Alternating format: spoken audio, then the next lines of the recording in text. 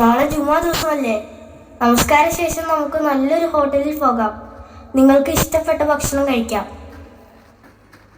വേണ്ട മോനെ, വീട്ടിലിരുന്ന് കഴിച്ചാൽ പോരെ? വെറുതെ പൈസ ചെലവാക്കണോ? നമുക്ക് നാളെ പോകാം. നബി സല്ലല്ലാഹു അലൈഹി വസല്ലം പറഞ്ഞിട്ടില്ലേ, മാതാപിതാക്കളുടെ പ്രിയം നേടുന്നത് സ്വർഗത്തിലേക്കുള്ള മാർഗമാണെന്നോ? ശരി മോനെ, നമുക്ക് നാളെ കഴിക്കാം ഇൻഷാ അല്ലാഹ്.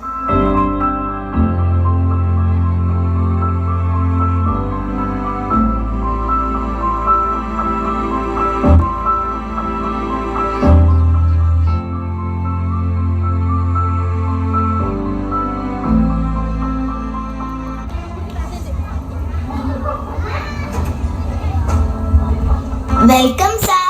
Welcome madam.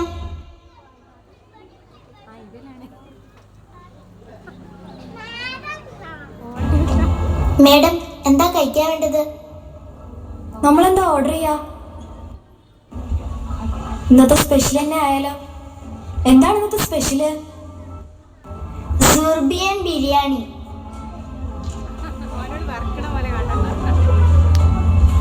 മേഡം, എന്താ കഴിക്കാൻ വേണ്ടത്?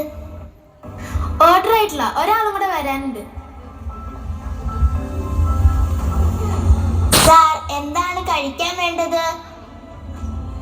എന്താ ഇപ്പൊ കഴിക്കാൻ വേണ്ടത്?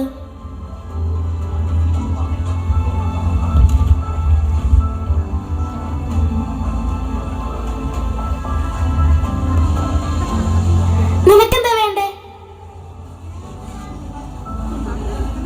എനിക്കൊരു ഫ്രൈഡ് റൈസ് മതി. Hey waiter, 1 chicken biryani and 1 fried rice.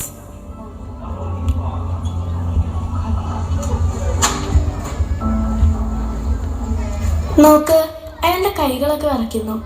ഭക്ഷണമൊക്കെ താഴെ പോകുന്നുണ്ട്. അയാൾക്ക് വീട്ടിലെങ്ങാനും ഇരുന്ന് കഴിച്ചാൽ പോരെ? ഇവിടെയൊക്കെ വൃത്തികേടാക്കാൻ. മാന്യന്മാര് കഴിക്കുന്ന സ്ഥലമല്ലേ ഇത്? ആ ശരിയാ, ഇയാൾക്ക് വീട്ടിലിരുന്നാ പോരെ? ഈ പ്രായ അയാൾ എന്തായി കാണിക്കുന്നത്?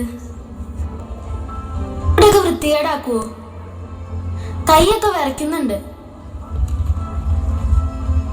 മോനെ, ഭക്ഷണമൊക്കെ താഴെ പോകുന്നുണ്ട്. സാരമില്ല, ഞാൻ കഴിക്കാൻ സഹായിക്കാം.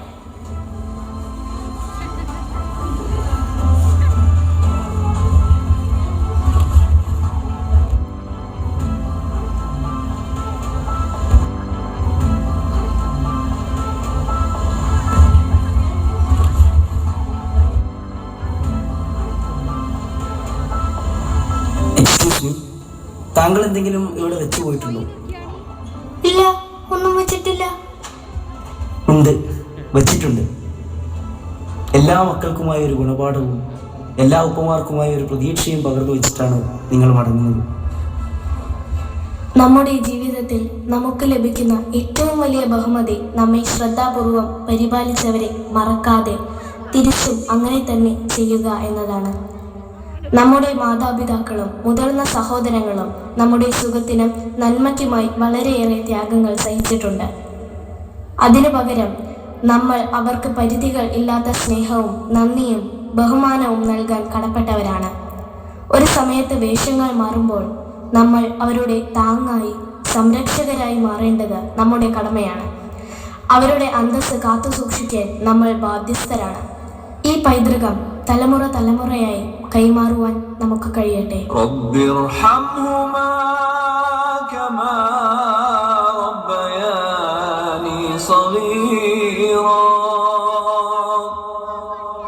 رب ارحمهما كما ربياني صغيرا